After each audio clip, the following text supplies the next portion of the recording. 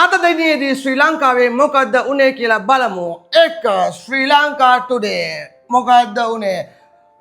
පරණ ශ්‍රී Lankan airlines එකේ CEO Mahinda රාජපක්ෂත් එකතු වෙලා රුපියල් මිලියන 60ක් ඇවිල්ලා එයා බස් ගනුදෙනුවකදී පගාවක් ගත්ත කියලා කරලා තිනවා.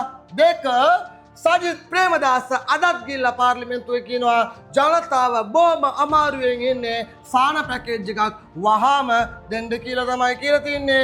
ඒකත් එක්කම අපි කොච්චර සතුටින් කාලා බීලා හිටියත් ලෝකේ බලද්දී happiness index එකේ ශ්‍රී Lanka is among most unhappiest people කියලා අපිට දැනගන්න ලැබිලා තිනවා සර්වේ මගින්.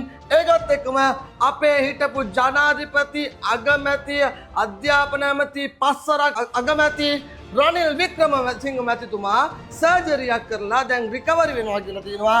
ඒකත් එක්කම ශ්‍රී ලංකා රාජ්‍යයට තවත් හොඳ දෙයක් වෙලා තියෙනවා.